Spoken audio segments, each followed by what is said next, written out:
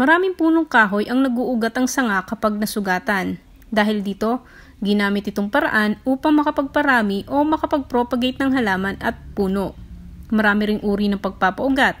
At dito sa Pilipinas, ang pinakakilalang pagpapaugat sa sanga sa itaas ng puno ay tinatawag na air layering o marcoting. At yan po ang ipakikita sa atin ni Kalushing Anilio, ang ating farmer mula sa Talisay, Batangas. Una po ay ating alasan ng balat, mga 1 pulgada. Ating pong kakayasan na mahusay para hindi siya makakuwanan. Madali siyang suluyan ang mga tabihan.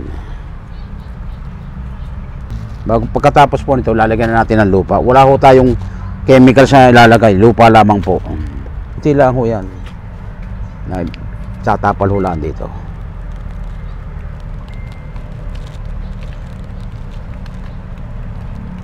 Yan, pagka nalagyan na ho ng lupa, atin na ho lalagyan ng plastic.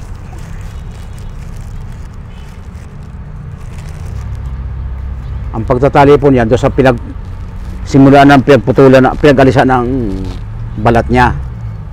Madaling matutunan ng pagpapaugat. Mas malalaki rin ang katawan ng nagagawang pananim sa loob lamang ng 2 hanggang 3 buwan. Mas madali rin itong mamunga kaysa sa mga halaman na pinararami mula sa buto. Tapos na po ang ating isang kuwan. Pag mamarkot 1 month, mahalata nyo, may nasuli niya dyan. 2 months, ganyan. Para establish hanggang 3.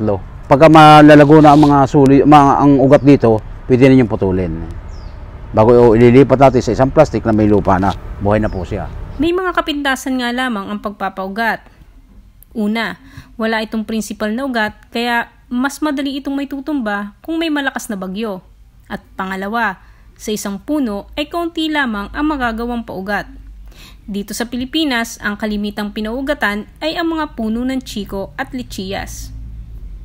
Para sa kabukiran at kabuhayan, ako po si Cheche Masikat.